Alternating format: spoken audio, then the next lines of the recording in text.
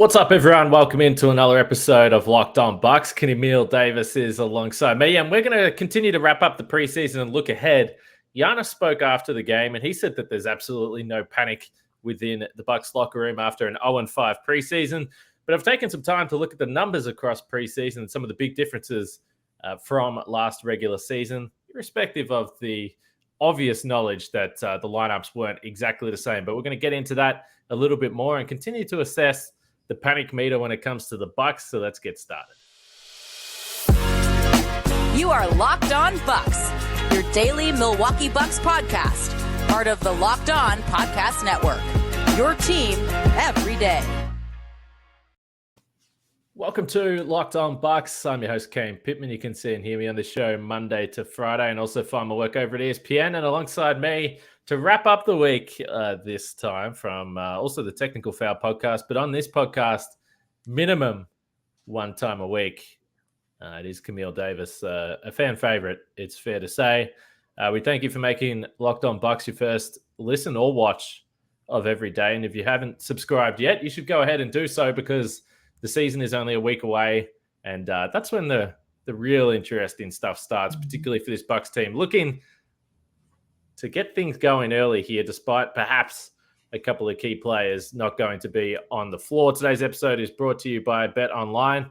BetOnline.net has you covered this season with more props, odds, and lines than ever before. BetOnline, where the game starts.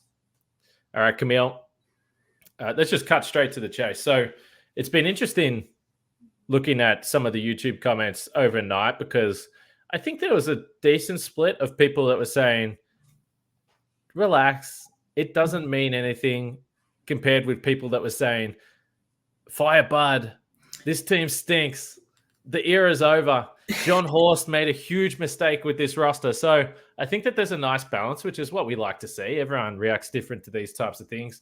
I'm generally more on the optimistic side, which I know actually annoys some people from time to time. But I wouldn't say I walked away from preseason thinking that it was an awesome display of basketball. I think that there are some serious question marks for this team.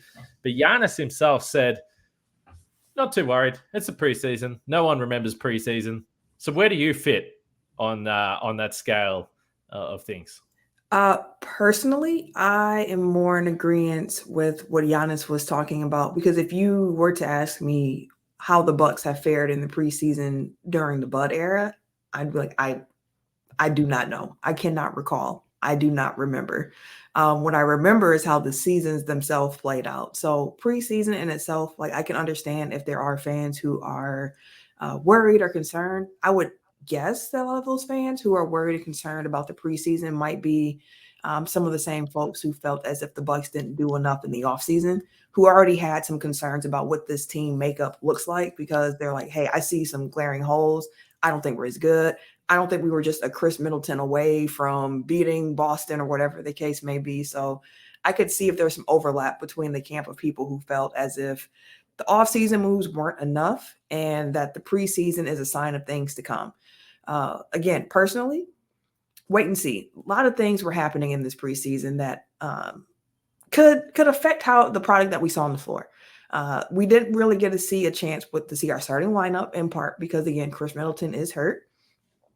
His interview that he had during the broadcast yesterday was interesting, where he said, if I missed the first couple of games or weeks, and I was like, weeks? Like when did we get into the weeks category, weeks of the first, beginning of the season? So that only just started dribbling, Camille. He's not playing for a while. I was like, oh man. I was like, this is not the report I was hoping to hear. But no, we didn't get to see Chris, and we all know at this point, or at least I would hope that we all know and acknowledge the importance that Middleton has on this particular Bucks team. We also saw some key role players for the Bucks squad who didn't really suit up regularly. Not having Pat Connaughton is a big blow to this team. Not having Wes Matthews, Giannis didn't play but 2 games. Drew was in and out of the lineup as well. The lineup that we had against the Bulls, it tested my knowledge of just roster. Yeah. I was just like, oh wait, who is this coming out here? I'm like, okay. Like, I saw who was all not playing, and I was like, so who does that actually leave at this point? So I don't have concerns about the team as a whole at this point. What it does make me think is that we might get off to a little bit of a slower start. It depends on how these injuries are looking. I'm not sure what the injury status is for guys like Pat and Wes. And I know Grayson was out because he was sick and Nassus was sick, although he doesn't get as much playing time. So I think the beginning of the season might be what Giannis also talked about, where he's like, it's just trying to learn to build those good habits, just trying to figure it out how this team is going to work. And then as you all have talked about on this podcast, the changes that they're making to the defense. Well, I guess tweak is probably a better word than wholesale changes, and seeing how they're able to feel that out and figure that out as well might lead to some bumps in the road early. But overall, preseason alone, I'm not necessarily worried about the team. It's preseason. I understand the moving parts that go along with it. And I'm not exactly sure if preseason really dictates your regular season outcomes. I'm not sure if you have those numbers, but I'm not sure the correlation between the two. I think Frank tweeted, and these numbers of, if I try and remember when he tweeted that and what the update is, but I think the Bucks are something like 1-12 or 1-13 in preseason now over the last couple of years. So yeah, they don't typically win. And Giannis only played the 2 games, very minimal minutes. I'm not really worried about Giannis in terms of games played. We know that he just came off Eurobasket, and also just in general, he's as well conditioned as any athlete in the entire league. So I'm not worried about Giannis from that point of view. Certainly the defensive, I'm probably going to cough a few times, but certainly the defensive stuff is noteworthy. I've got some numbers I want to get to a little bit later, and it's worth sticking around for those, because the changes in the shot attempts that the opposition are getting are seriously drastic. Now, that could be because of personnel as well. So it's a bit of a watch as we enter the season. But I'm certainly interested to see where the patience sits for this Bucks team when you consider they're missing their best perimeter offensive player, but also trying to change the defense. And as a result of changing the defense, the shot chart for the opposition has already started to look very, very different. So do you fall back into a situation where you say, okay, this defense isn't 100% working for us, but we also don't have the offensive firepower that we wish we had. So now we're going to fall back into what we've done previously. So I just am really curious to see the patience for this Bucks team as they move forward. And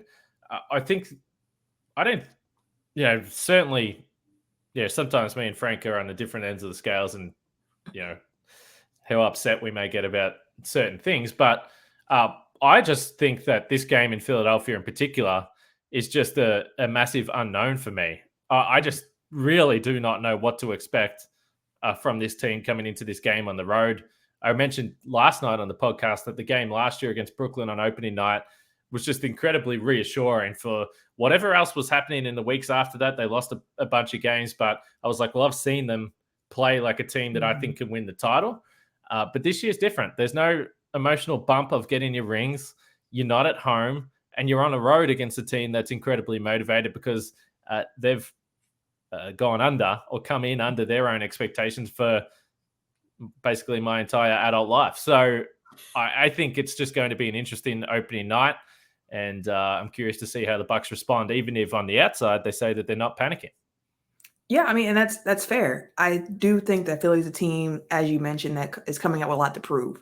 We also know that PJ Tucker matching up with Giannis tends to be a little bit more difficult for Giannis. I won't say it's like impossible for him to get his, but we know PJ likes to muck things up a little bit, and we are going to have to expect some PJ minutes there.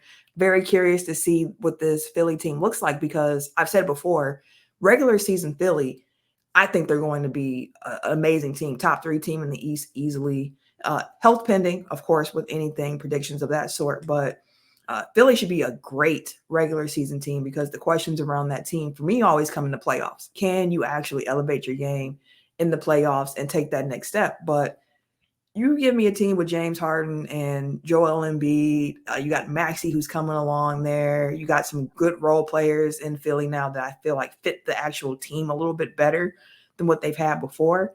Philly is going to be a tough out throughout the regular season. But one thing about basketball that we do have, and I don't want to say this as if every game doesn't matter, but there's 82 of them.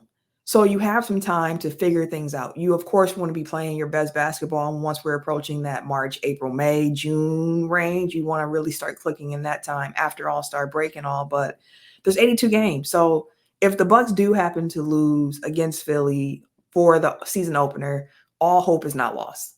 It's one out of the 82. There's a lot of time to bounce back, a lot of time to grow. But on the same side of that, the NBA is deeper than it has been in quite some time. And generally the rule about, being a team with the good winning percentages, you beat the bad teams, you win at home, and you split the road.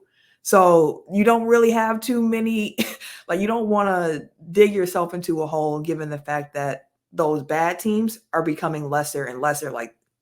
It's just not as many as there used to be. Although the tank for Vic might change that, as we go along a little bit. But at the beginning of the regular season, I expect for a lot of teams to be coming out, trying to play their best ball. So while you don't want to take games for granted, there is some solace in understanding it's 1 out of 82. As long as we're not still having some of those same conversations around game 10, 20, 30, it's all right to kind of just wait and see before we start making general reactions about what we think we're seeing. All right, let's get into some of the numbers that I think we are going to track through the early weeks and potentially months of the season when it comes to this defense that we've discussed. Can they get back to being an elite defense? But we know they have elite defensive players. And if you're interested in the Defensive Player of the Year betting markets, you should go to betonline.net, our partners here on the podcast, because betonline.net is your number one source for football betting as well as NBA. This season, I think there's another Thursday night disaster ongoing here as we record this podcast. But you can find all the latest player developments, team matchups, news, podcasts, and in-depth articles and analysis on every game that you can find from any sport, really. Baseball's in there as well as that comes to a conclusion, MMA, boxing, and golf. But back to the defense. So NBA Futures Defensive Player of the Year. Giannis is right up there in the odds, but you can find exactly where he is and see if you think there's value there for you. Jrue Holiday, we saw a guard finally break through last year, Marcus Smart. I don't want to get into that again, Camille, but I've had my thoughts on that. But if you're interested in Jrue Holiday, you can find him and his odds there for the best defensive player of the year, I should say, at betonline.net. Head to betonline.net or use your mobile device to learn more. That's BetOnline, where the game starts. All right, these defensive numbers. So if we've thought about the Bucks defense in recent years, you've, for the most part, understood what you were going to get. A very modern day ideas in terms of the shots that they want to give up, mid-range, floaters, limit corner threes if they possibly can. If you're going to give away threes, make them above the break. And it makes sense. When you've got Giannis, you've got Brook Lopez that can protect the paint. You should be shutting down the highest efficiency shot in the game, which is layups and dunks. So here's just some numbers. So overall, and the Bucks had some real struggles on offense, but, weird lineups. And this does apply to the defense, but you can see what they're trying to do. So defense, the defensive rating, 114.3, was dead last for all teams in the preseason. I think we were watching, we saw. But when it comes to the actual shot attempts, it's interesting. So opposition points in the paint, they gave up 51.2 points in the paint in the preseason. Just for some perspective there, last season they gave up 43.7 points in the paint, which was fourth in the NBA during the regular season. And that wasn't a year where Brook Lopez missed most of the regular season. So the dynamic changed a little bit there. But that's a significant shift. An extra 8 points per game in the paint. The efficiency was through the roof. I know at one point the Chicago Bulls were 20 for 25 on twos during that game the other night. And again, we know there was different people playing. But it just goes to show that teams in the preseason, no matter who has been playing, have found it easier to score within the perimeter, particularly close to the basket. And when it comes to the three-point shot, so they wanted to limit three-point attempts from the opposition, or that's a general theory that we've heard passed on from Bud and obviously Charles Lee as well, and it's been reported by specifically our man Eric Name at The Athletic. But in the preseason, they only gave up 4.2 three-point attempts from the corner, which was obviously the lowest number across the league because it's a very low number, 4.2. So it was 8.9 last year in the regular season. So they've slashed that in half. and more, and then some. 3-point attempts above the break. Last year, they gave up 31.5, which was the highest number in the league. In the preseason, they gave up 24. So they've slashed that by almost 8 attempts as well. And overall, they've slashed the opponent 3-point attempts by close to 12 to 13 3-point attempts in the preseason. So if their idea is to defend the perimeter a little bit more aggressively and give up fewer 3-point attempts, then they achieve that goal based on those numbers, Camille. Yeah, and you threw a lot of numbers out there that had me just kind of going like, okay, that's interesting. So thinking it through. And again, it's a small sample size at this point. We're looking at preseason numbers with the understanding that we didn't have our full team. The lineups were kind of wonky here and there. So some of the things might be skewed, but just thinking about the scheme itself, I see the potential in it. Like, it makes sense. And one of my biggest gripes with the Bucks defense was I felt that at times they overhelped on some of those drives and they left. I'm like, you don't have to help that much. Like, you can just show a little bit and get back a little bit quicker, but it'll be really interesting to see how this plays out because on Tech File this week, we had a conversation about the Packers defense, which I'm going to connect it here. Some people probably don't want to hear anything about the Packers after what they did in London, but it's a question of, is it scheme or is it talent? Because it's one of those things when looking at the Packers defense, I was like, well, they have the individual talent. Why is it not showing up in game? Like, is it the scheme? Is that the case here? When I think about the Bucks, to hear the numbers that they have been able to achieve in this preseason, while the inside the arc numbers aren't favorable. And as you mentioned, the Bulls just were cooking during that preseason game. It's interesting to think about the personnel, the individual talent there. And then also think about the scheme, because if you think about a lineup, with Drew, with Wes, with Chris, with Giannis, with Brooke, that scheme, it has a better chance of success because you have better on-ball defenders executing the scheme in that moment. But now if you have a lineup out there when you throw in Grayson Allen and you're throwing in Bobby Portis, and no shade to them at all or anything like that, but the defense just isn't as high of a skill set at this point with them as their offensive game is. So the scheme might look a little different with that personnel in the game. So I'm really interested to see, just when you're putting the people in position here, like, who is executing the scheme well? Do they have to make adjustments for certain other players who might be on the court in their particular skill set? I'm just curious to see how that looks. But to hear they set out to reduce the number of threes that are shot against them, especially in that corner, they have done that. And it seems as if at this point they're going to try to play the math game the other way for the most part with these teams, where it's kind of like, listen, we understand the league is changing. More people can shoot well. More teams are, offense is just more geared towards that 3-point line. So, I'm looking forward to just seeing how the scheme and the talent actually mesh without as much help. Because although, again, I used to get frustrated at how they helped and overhelped at times, it did help those weaker defenders having that, that guy behind them, having that guy showing, making the defender that they're supposed to be responsible for really consider what their next move is going to be. So it's interesting as I still shuffle through some of these numbers. So again, and this is why I have some optimism, to your point, Camille, that when the guys come back in the lineup that you would say, not just individually, but the combination of players are your elite lineups, I think that you're going to be in a position to have more success. So they gave up 26.2 field goal attempts within 5 feet per game, 26.2. And again, I know, as you said, I am throwing a lot of numbers out there, so hopefully it's not too confusing, but 26.2. So that actually ranked pretty well in the league for preseason. That's in the top sort of 6 to 7 teams in terms of opposition field goal attempts in that area. Now, the problem is that teams on those 26 shots were shooting 74%, which was the highest in the league by a significant way. I mean, 74%, that's Giannis numbers within 5 feet, and that's elite. And that's going to cause you some serious problems. And then, as we've discussed, if you have guys that are out of position, are they more inclined to foul, to reach, all those types of things, send teams to the free throw line. So, the numbers are just interesting at the moment because it gives you a rough guide potentially of what they're trying to do. We discussed this when the story first came out, when you talked about the overhelping. I think it's just been extreme for a number of years, and that has, in a lot of ways, it completely either A, stopped players from trying to score at the rim against the Bucks because they can see Giannis is lurking right there and he's about to swat their shot into the 14th row.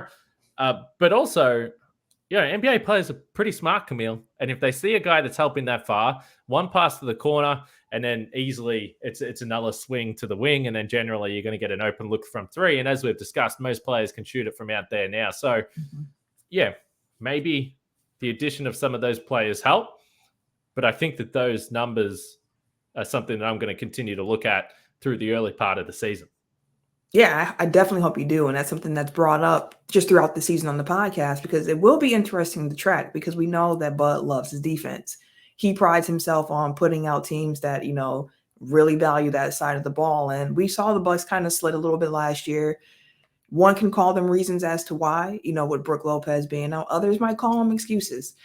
Just depends on what side of the fence that you're on with this Bucks team and the roster construction. So, yeah, I'm definitely going to be interested to see what those numbers look like throughout the season, especially as Brook is adjusting to this, because while Brook has been an outstanding rim protector, he's going to get tested a lot more, it seems like, without as much help. So it'll be interesting to see how he adjusts to that as well. And also just seeing how players who've been in the system for some years now, so thinking of a Giannis, a Chris, Pat, so on and so forth, how often do they slip back into those old habits because it's just ingrained into them? So it'll be some things to watch and just kind of pay attention to, like if you're just into that type, like that. The details of basketball really is what it comes down to. And that's kind of fun to me, just to kind of see the adjustments that are made and what tweaks they do, because like you mentioned, the helping was very aggressive. It was an extreme help defense that the team executed there. And I'm really curious to see if at sometimes they still employ that, but just at a lesser degree. Yeah, and we've spoken about the defense a lot on this podcast because it's, for the most part, been pretty reliable, pretty stable, as we said, even though last year, obviously, the numbers dropped back to the middle of the pack a little bit. And I should note that, it's going to be interesting to see, how fans react if there are some issues on the defensive end, because, again, it's the old, in my opinion, Mike Budenholzer can't do anything right, because if he just plays the way that they've played previously, you win a bunch of regular season games. That's great.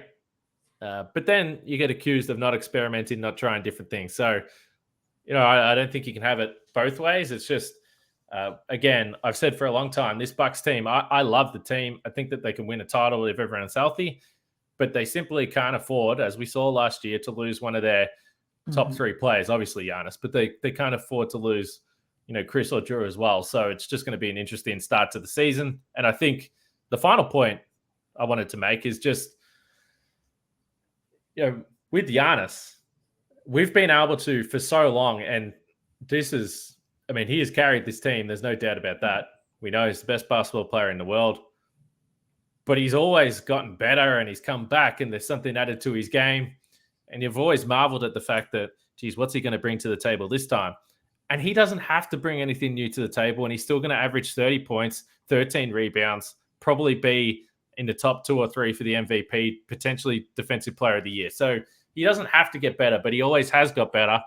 And it's just interesting this year. You play EuroLeague, you come back. It's just going to be fascinating to see if he has that in him again. The mid-range, we know we talk about a lot. The free throw stuff he tweaked, obviously, last year with the routine.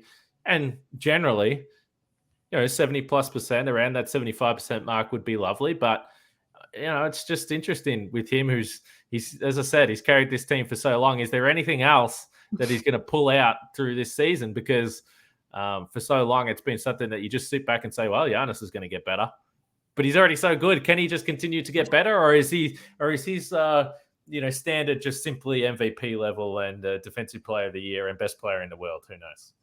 I mean, that's the thing with great players. They're always looking to see how they improve. I'm not sure if you've checked out the Redeem Team documentary on Not Netflix yet. yet. Maybe tonight, potentially tonight. It's really good, but one thing that was really driven home for me while watching it, when they were talking about Kobe, like there's a story in there where the team is going out, they're in Vegas, they're gonna have a night out.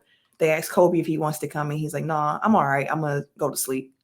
As the team's coming back to the hotel at like 4 or 5 in the morning, they see Kobe in the lobby, and he's getting ready to go work out.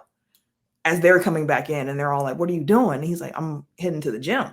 So they're just kind of like, wow, like that's different. And as it goes on, more of the guys start joining Kobe at these early morning sessions. And Carmelo was just kind of like, hey, man, look, that's too early for me. I'm not going to go do that right now.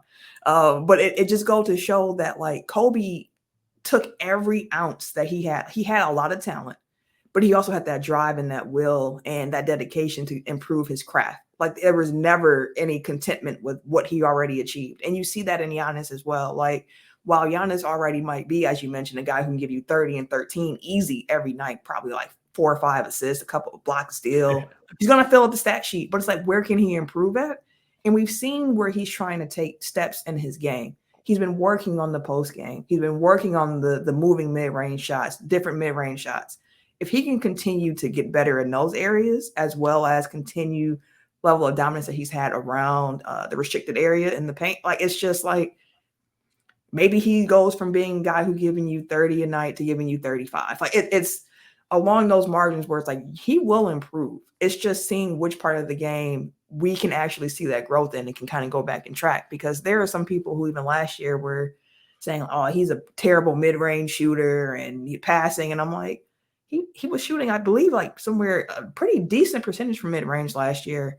I want to say it was in the mid to high 40s, which, you know, not like elite, but he was a pretty decent mid-range shooter last year, above some other names who you might think in your head is a better shooter. So if he can continue just to improve along those lines, and then also I'm curious to see how he looks defensively this year, where he's kind of able to not have all that help around him as well. Because there's a level of pride too when it comes to defense, where it's like, I'm keeping my man in front of me. It's on me. It's my assignment. I'm going to do it. And I'm looking forward to seeing how personal he takes some of these individual matchups where he knows it's him and the guy, and he's the only thing defending, you know, the rim between him and the other guy. So there's going to be ways that he improves. He's still young and he still has that drive. He has that Mamba mentality for sure. And I don't see that changing in him. So as always, I'm just looking forward to watching Giannis play. Like, we're a couple days away from some real basketball that counts for something. And that's exciting. Yeah, sign me up for whatever it is that ends up coming with Giannis this year. And just one final point, you mentioned the defensive stuff. It will be interesting because I've said, you know, over the last couple of seasons that I thought with the defensive principles as well, there was some self-preservation there in terms of, you know, it does in certain situations allow guys to not be, you know, defending one-on-one out in an island over and over and over again. You know, Giannis referenced the lack of energy a little bit with the team now. Is that, you know, just some training camp stuff and, you know, obviously potentially jet lag, those types of things. It'll be interesting, but all these things are going to be fascinating to watch through the early part of the season. And you could argue that we haven't had a lot of intrigue entering a season the last couple of years. We say, okay, well, let's see what happens in the regular season. Let's get to the postseason. That's still the case, but there are some differences with this team. But to your point, I think the one constant is what Giannis is going to bring to the table for this Bucks team. And I'll tell you what else you can do. You can listen to the Ultimate Pro Basketball Preview 2022, a 6-episode extravaganza to get you ready for the NBA season. This is live now, so that all the experts from across the Locked On Network discussed different teams in different categories. The Bucks are in the contender category, and you have the insiders of the Locked On Podcast Network and Odyssey that all came together for this one. So search the Ultimate Pro NBA Preview 2022 on your Odyssey app, YouTube, or wherever you get your podcasts. This is the last basketball-free weekend we're going to have for a little while. I think the Bucks are doing an open scrimmage, so perhaps some Bucks fans will get out there and they'll check out the scrimmage. I'll probably have a look at it from home and see who's playing and who's available. Maybe Wesley Matthews will get out on the basketball court. That would be nice to see. But It's kind of the calm before the storm now, Camille. And this time next week when we hang out, we'll have a game to talk about. Yes, cannot wait. And also looking forward to the open scrimmage. It's always a fun environment just to be able to kind of watch them practice and walk around the arena, sit where you want to sit as long as you're there early enough, and just chop it up with some friends and other, Bucks fans. So I'll definitely be in the building. So if anybody sees me, go ahead and give me a little wave, say, hey, don't be a stranger. Yes. And it's almost that time. It's exciting. Next week, Tuesday, we get some NBA basketball back.